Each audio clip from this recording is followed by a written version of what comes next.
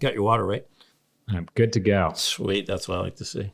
All right, great. So I'll count us down and we will go in 3, 2, 1.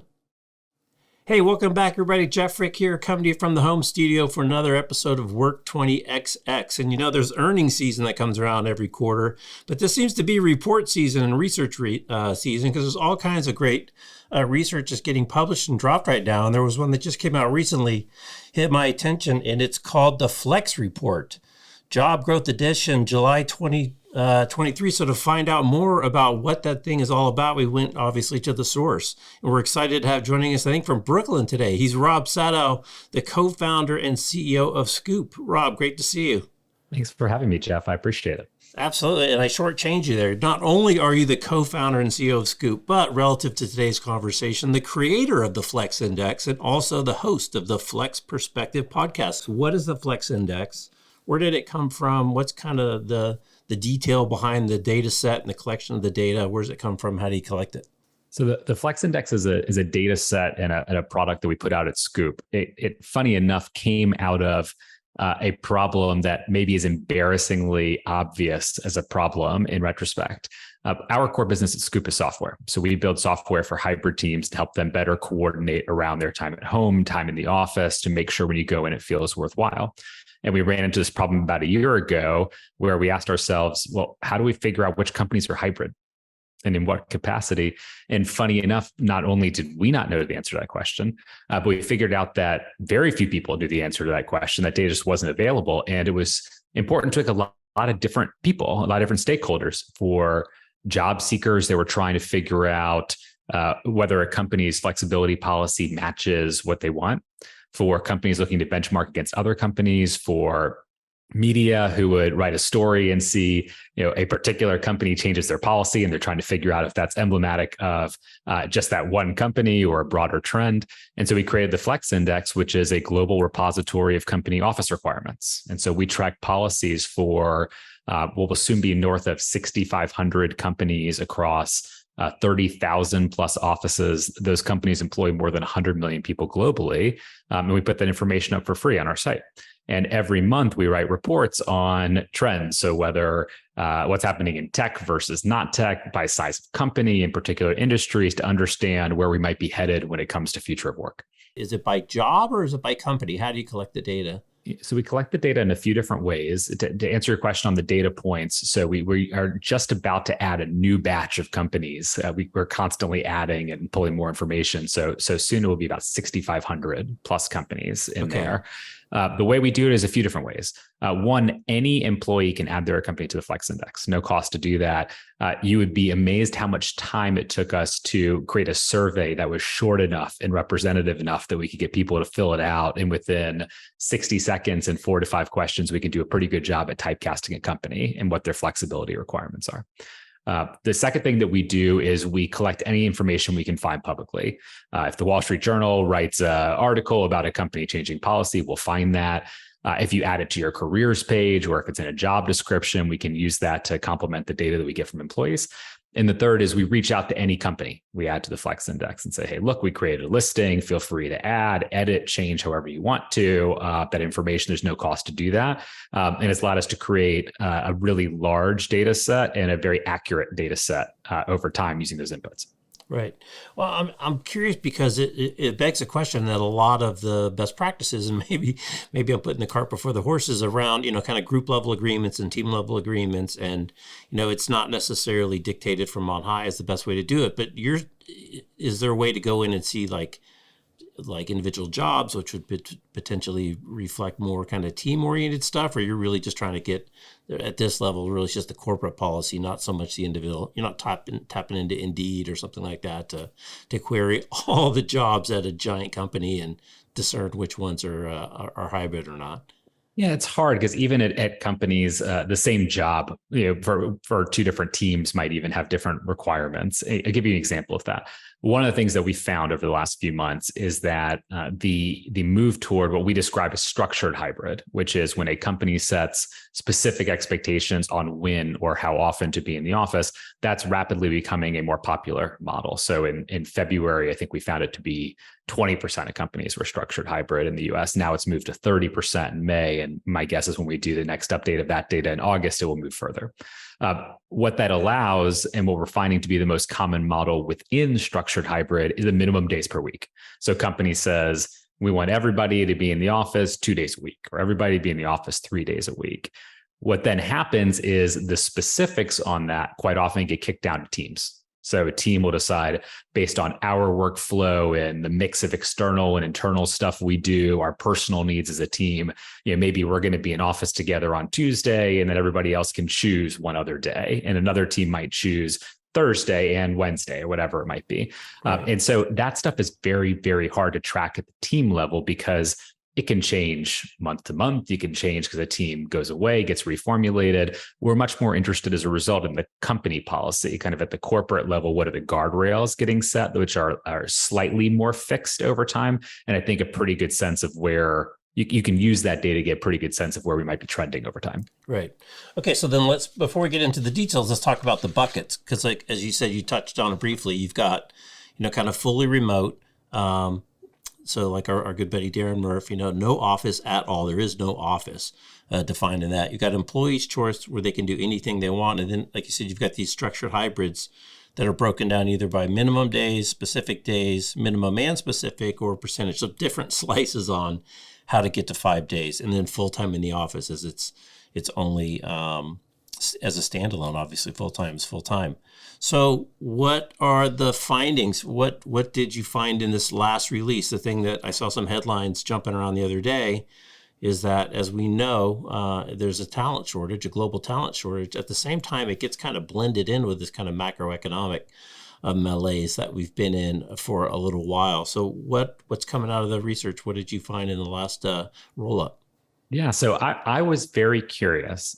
Look, if I take a step back and I look at where we were at the end of 2022, I think most of us thought 2023, the first half of the year, would be pretty soft economically. The market may not do well. Interest rates were climbing pretty high. Inflation was still fairly out of control. Fast forward 6 months later, job market has been way stronger, I think, than most of us anticipated. And I think somewhere in the 1.6, 1.7 million jobs added so far this year. Unemployment rate is still historically low at 3.6%. And so I was curious, because there's been a lot of research out there around how important this topic is to job seekers around flexibility. Brian Elliott, our friend, he used to be at Slack doing Future Forum. Their research found that this was the second most important topic to job seekers behind compensation itself. But the question always in the back of my mind was, well, it's one thing to say how important this is, but do people actually make decisions differently on it? Are they really choosing one company versus another, or leaving companies based on the flexibility posture? And so what we did is we combined our data set for the Flex Index on a bunch of different companies. And there's a partner of ours, a company called People Data Labs, and they have data on headcount growth by company over the last 3 months and 12 months. And so we combined it to find out, is there any relationship between a company's office requirements and the rate at which we've been growing over the last 3 months and 12 months? And the fascinating thing we found was, it didn't matter how we sliced it. If you looked at small companies, medium companies, large companies, if you included tech, if you excluded tech, the companies that were full-time in office were lagging behind companies that were offering flexibility and headcount growth, often 2x or 3x behind the rate of companies that were flexible. And so to me, that was fascinating, and probably the best, or kind of maybe the first even data point that I'd seen that kind of quantitatively showed the difference that some of these policies might have on whether they can attract and retain talent. Yeah, it's wild. I've got the graph here. I think it's page 7 or whatever, and it's 2x. I mean, the fully flexible in this report, you said, grew at about 5.6%, and the full-time in office grew at 2.6%. So literally almost exactly 2x, more than 2x. And then the structured hybrids were all kind of varying in between. That is amazing. And again, especially in light of what we hear as kind of the top of the news headlines, is that, there's continued layoffs. I mean, I'm in Palo Alto, so I'm probably a little bit skewed on the tech side in terms of the ongoing layoffs. And then, there's been 2 or 3 reports lately that said, oh, productivity is not as solid in remote work, where when you dig into the details and you actually get into who they studied and what was the data set and what was the condition, the generalizability of some of these statements is just not accurate. And that certainly is supported in what we're seeing here. Yeah, I think that's right. I mean, look, productivity is such a difficult thing to put your finger on, and some of it even matters what time frame you look at. Like if you look from 2020 to 2023, productivity looks very different than if you look at just the last 5 quarters. It's impacted by industry mix. There's a lot of noise in that, right? What I care about is what's actually driving outcome differences for companies. And look, headcount is never a perfect proxy for financial performance. Just because you're growing more team does not mean that you're generating more revenue or generating more earnings. But when the market is not great and interest rates and as a result, borrowing capital is expensive, the companies that are hiring are typically the ones that have the financial position to be able to do so. They're growing revenue, they're growing earnings, and therefore they can afford to invest. And so it's not a leap to believe that the companies that are growing headcount then on average are probably doing better, winning in their industries. And to me, that's fascinating when you think about the performance of full-time in office versus more flexible companies. Yeah. And like 2x is 2x. I mean, and then I guess in the other one, you can even stretch it almost to 3x, right? With the 6.9 compared to 2.6. Pretty amazing. I want to get your take on kind of the days of the week. I was talking to Julie Whalen from CBRE. They've got their research on the occupier survey. And we just kind of talked about this over under at 2.5 because it's a 5-day work week. And that's kind of their split level. I was just talking to Phil Kirschner at McKinsey, and their global study that they just released about a week ago, everything was falling in kind of the 3 to 4 range, nothing below 3. What did you see in kind of days of the week in those companies that did dictate the days? How is that kind of shaken out? Where do you see kind of this this kind of over under on 2.5? Yeah, I think, look, everybody's sampling approach and data is slightly different, and so in my mind, the best way to get a good answers to these questions is try and triangulate across a few different data sources. In my opinion, I think the 3 best or maybe the most interesting data sets that I care about are, one, I look at our policy data. So what are companies saying that their expectation is? I combine that with Nick Bloom and the WFH research data which is employee survey. Okay, well, what are employees saying that they're doing? And then the third is the data from Castle on badge swipes, right? To understand, okay, well, what's actually showing up at the building? And if you triangulate across those 3 things, generally you can get a pretty good sense of what's going on.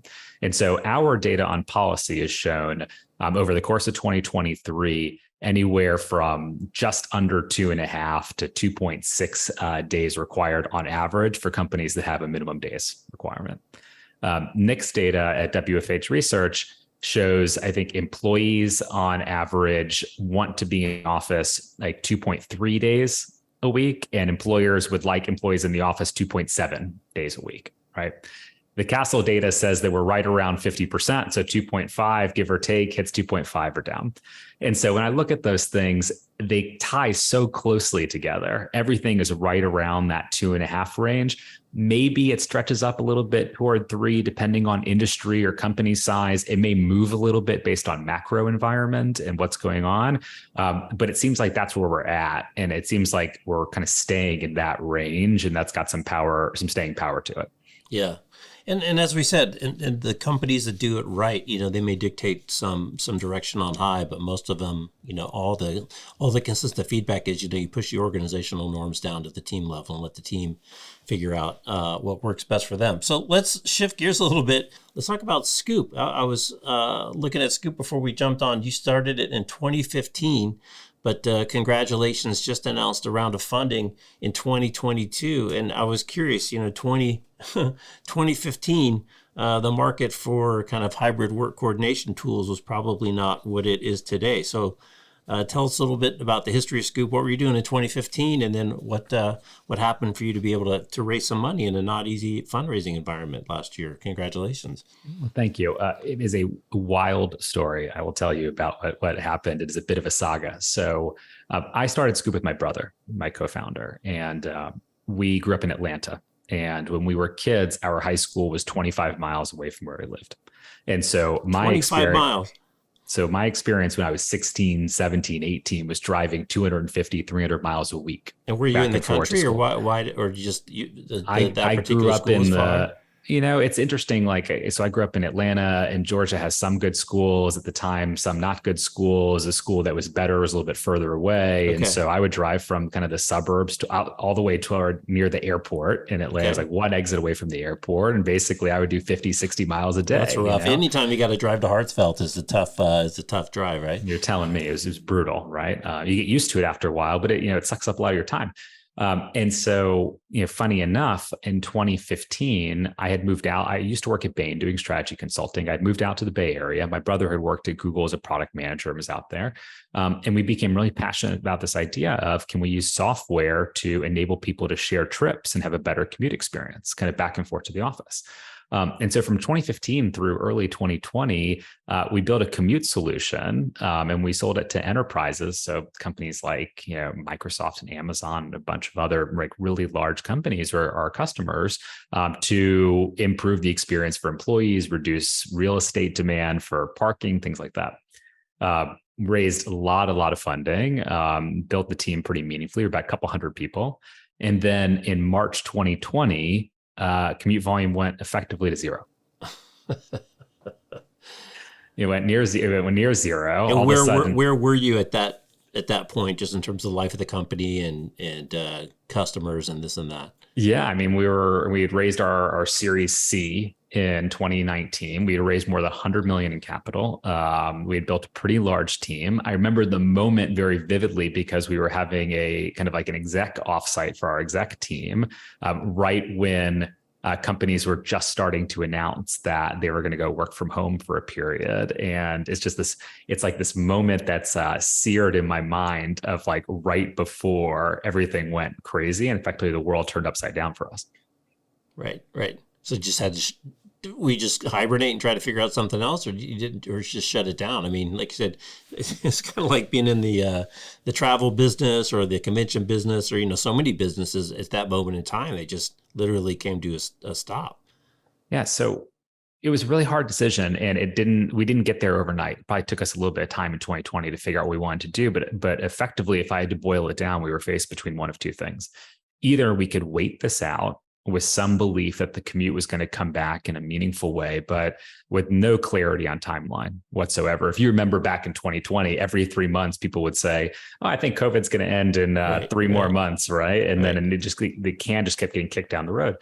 And the other was, we started hearing from our customers for the first time in kind of like early mid 2020 about hybrid work and the idea that maybe people would never go back into the office full time. And we became very enchanted with that topic, because in some ways it would enable us to solve what we were trying to solve on the commute experientially more effectively than anything we ever could have done by enabling people to carpool back and forth to the office. And some really interesting logistical and personal considerations and stuff that we were pretty good at. And so long story short, we made a decision in later 2020 that we were going to pivot and focus the business and a much smaller team on what it meant to build for hybrid. We still support some customers with commute, and some people use that solution, but the main thrust of the organization was going to be focused on hybrid. And so in a very funny way, it was like a rebirth of a company. And it's almost like we're building a second company within the shell of the first one caused by the whole COVID experience. Right. It's very Phoenix-y. It destroyed what you had, but in the rebirth, it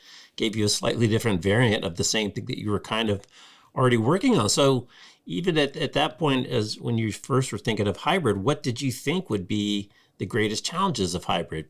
Or did you just say, we're already kind of in this scheduling matching business? Is there an opportunity there? Because it turns out that one of the biggest challenges of hybrid, the biggest complaints from people is, okay, I got up, I took a shower, I put on a fresh shirt, maybe put on some makeup or did my hair, and I got to the office and nobody's there. As it turns out, this is one of the biggest challenges that people are facing in trying to execute hybrid well, is this coordination of who's in the office when. And if you guys just basically, it kind of ran into you ran into it, I don't know, it's kind of like the peanut butter and jelly commercial, or peanut butter and chocolate. It just kind of boom.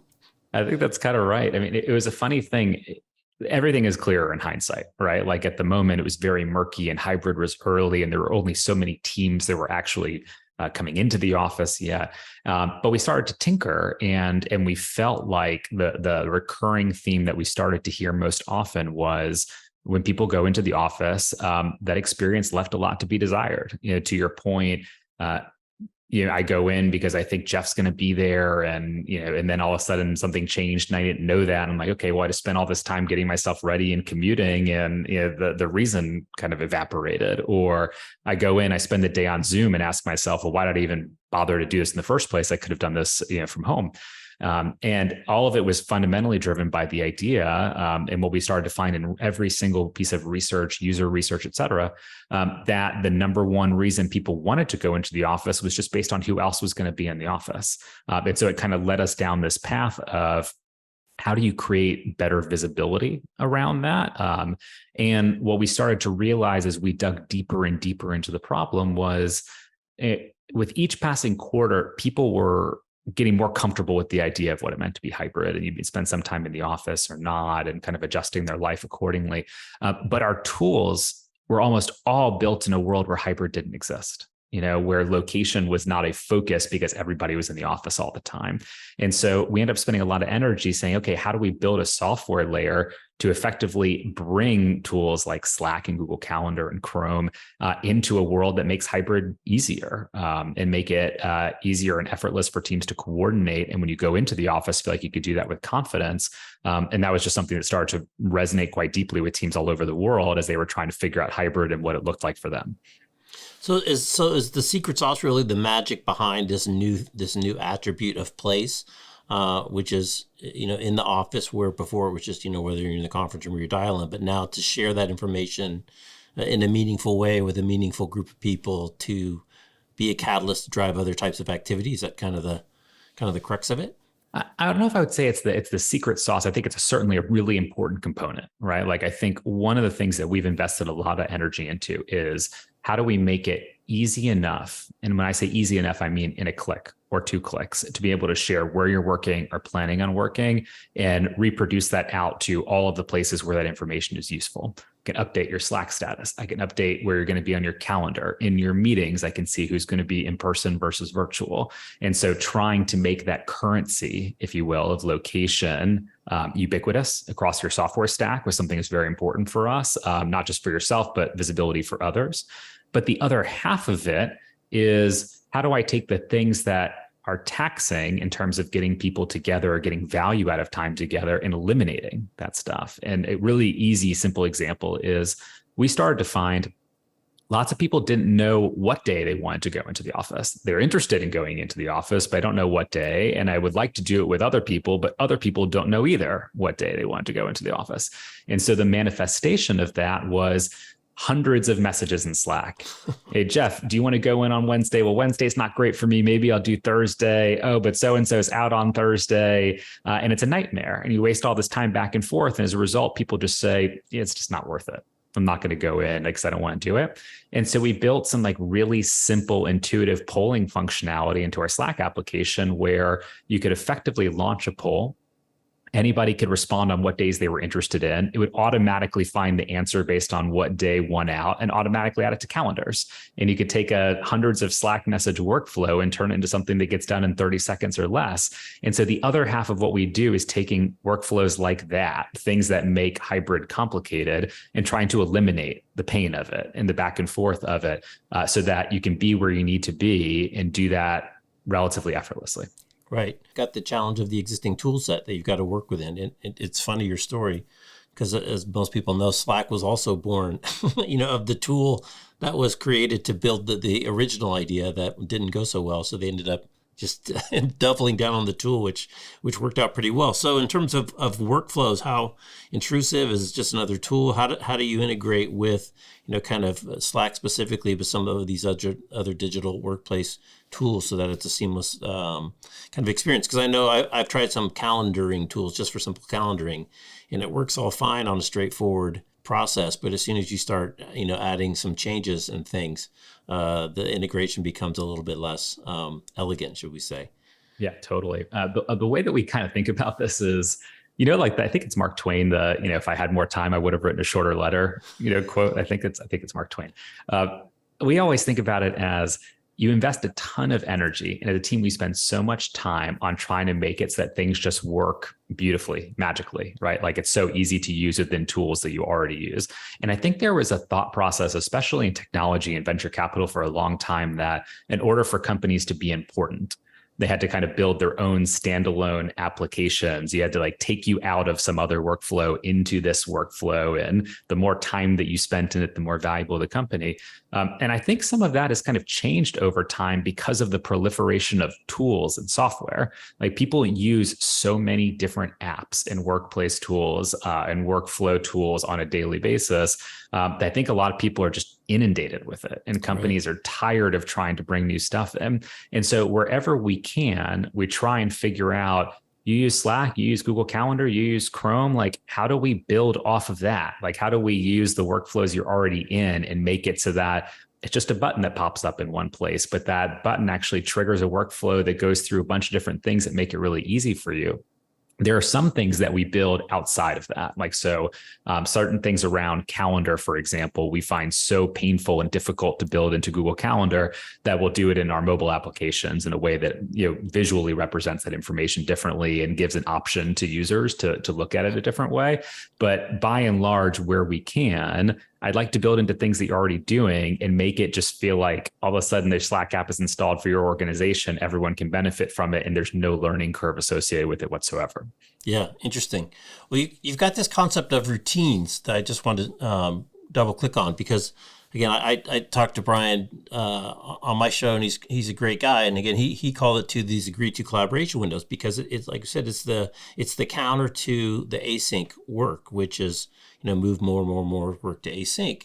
But there's times that you want to know, when we do have to get together, when do we schedule those meetings? And with a globally distributed team and time zones and this and that, that's a challenge. And it sounds like, just on quick blush, that's kind of what your routines feature is all about, starting to basically establish norms, which, as Brian says, there'll always be exceptions from time to time, but in having that be an exception to the norm, it just changes the whole workflow so that you start to, kind of funnel things into buckets of time that work best for everybody.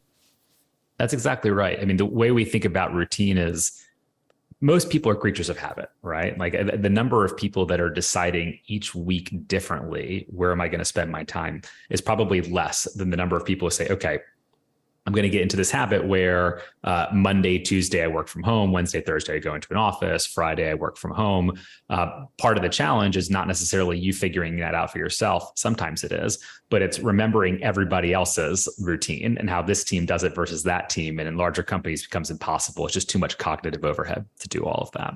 And so the way we built routines was in kind of two different ways. One was you can just tell us what your baseline is. So if you're Monday, Tuesday home, Wednesday, Thursday office, Friday home, you can preset that. If you do that, we will pre-populate that in Slack, in Google Calendar, in Chrome. And so you don't have to set it. It will just automatically assume that's the case. And you can just edit off of it when it's not the case, right? So another example of trying to reduce the number of clicks, reduce workflow as much as possible. The other is we created something called a snapshot. And a snapshot is either a daily or a weekly update on what's going to happen in a way that's relevant to you. The inspiration for this, in a very funny way, is like the old, like kind of the traditional view of an executive assistant who prints out your schedule and is right. Like, hey, Jeff, at 10 o'clock, you're going to go be here with this person. And then you need to go do this. So that this is kind of like a digital version of that, where we'll send a message, late afternoon before that'll say, hey, Jeff, tomorrow you're planning on being in the office. Here are your team members who are going to be in versus out. Here are your favorites. And you can mark favorites who are team members or cross-functional collaborators or mentors. Here's which of your favorites are going to be in the office versus out. You have these meetings on the calendar. Here's who's in person versus virtual for those meetings. And so we can take that routine information and also digest it and push it out to you in a way that allows you to make better decisions. Oh, I do want to go into the office tomorrow because these people are going to be here. Or, oh, wait, that meeting that we normally have in person, it looks like 3 people are out. I'm just going to cancel it and I'm not going to go into the office. It's better use of my time. And if you can do that, you just make the experience that much higher quality for everybody. Right. Well, the other just huge productivity opportunity is in just better meeting etiquette, right? And doing fewer meetings, as Darren would like to say, and making the ones that you have more productive. And so you kind of are indirectly impacting meeting etiquette as well, both in terms of funneling them into fixed windows, having easier scheduling, and then even having, in the case that you just described, kind of dynamic updates of potential productivity based on, kind of changing environmental conditions, if you will. People are taking PTO or, for whatever reason, it's not the same situation that it was, that you thought it was. So that's an interesting kind of spin on making people do meetings better. It's funny you mentioned it. It's something that's like very top of mind for us right now is, we spend a lot of energy, as you mentioned, on who's working where and, the couple of days you might go into the office. But for every day you go into the office, you probably spend 5 to 10x that amount of time in meetings potentially, right? So maybe I go into the office 2 times a week. I do 20 meetings a week or something like that, right? And so location is one element of getting a meeting right. Do I know ahead of time who's going to be where or not? And interestingly enough, hybrid has made the cost of being wrong substantially higher than it used to be. And what I mean by that is when we all were in the office together and I hop into a meeting and 5 minutes into that meeting, I recognize, this is a waste of time. I don't need to be in this meeting. Other people can make this decision, whatever it is. You just walk out of that meeting, go back to my desk. The cost was negligible, right? It's like 5 minutes of time. If I go to the office for a meeting and it's hybrid and I went in because of that and I commuted and then I went into that meeting and realized it's a waste of time, just blew up my entire day, right? Like the stakes are way higher around that. And so we think actually sharing some of this information and creating better visibility around it actually has a lot of impact on, is this the right meeting or not? How do we make sure we set it up the right way? How do we get the right people together? And then this is a topic, obviously, it's like very important and being talked about a lot right now is, how do you get meetings right and effective or even reduce them in this kind of like new flexible world? Right. That's brutal. No one's ever really highlighted the that cost factor delta in the hybrid world before. That's significantly different if you blew your whole day out for a meeting that for some reason wasn't the right place to be. I want to shift gears a little bit and talk about your podcast, the Flex Perspective podcast, which is a ton of fun. I'm obviously a fan of the format. So you get to have long format conversations with interesting and smart people. I wanted to get your take on maybe a couple of nuggets from a couple of guests that you remember or popped out to you. So one of them was Nick Bloom from that show. What sticks out to you from Nick that you didn't expect or just like, oh my goodness? Yeah, Nick is always fun to talk to, and he's funny and he's got such good perspectives, both based on the data that they collect, right? But also he's constantly talking to executives at different companies, and so he gets a lot of real world examples of what's going on. So he did a show that was all about predictions for 2030. What's future work going to look like? Is remote going to win out? Is hybrid? And one of the interesting things that we talked about was, Nick has a belief, and I tend to agree that hybrid is more likely to be dominant, than kind of fully remote work for a number of reasons. But he made this interesting point around fully remote work and the jobs that are fully remote potentially being the most kind of like AI impacted type of jobs or kind of roles. And so we had an interesting discussion around what jobs remain in the US, for example, versus abroad if they're fully remote. How do we think about the percentage of jobs that are fully remote and whether those are the ones that get automated the most? And so some really good nuggets in that conversation on like AI impact on like future of work policies. And then just some broader Nick crystal ball topics on hybrid and what percentage of companies are going to be doing different things. That was a lot of fun to talk about. It's so funny how many reports were done on 2030 as kind of an anchor future point right before COVID hit.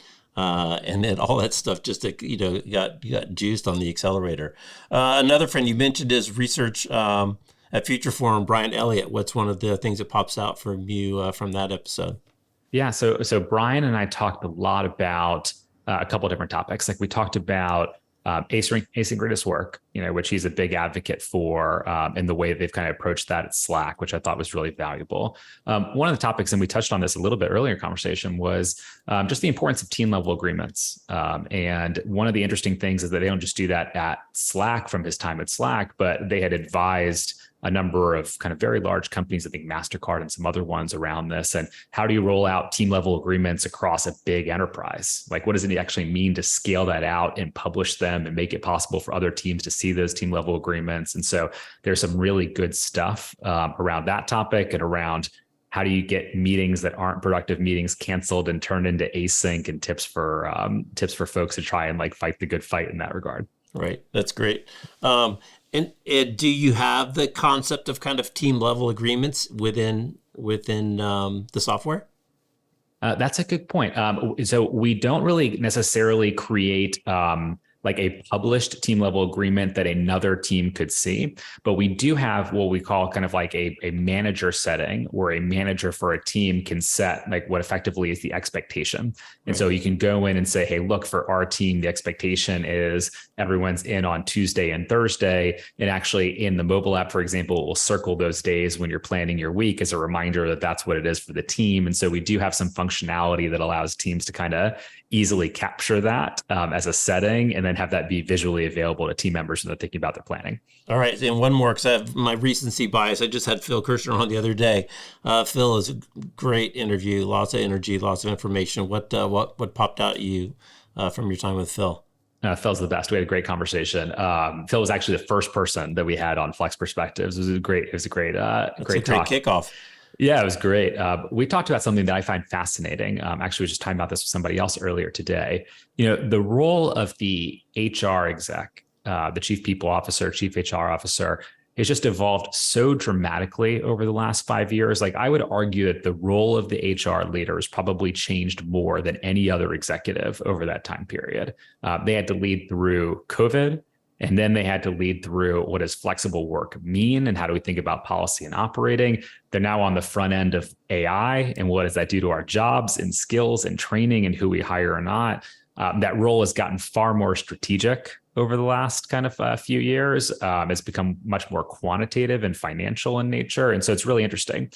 So what Phil and I talked a lot about was what's happening as a result in the relationship between HR and real estate.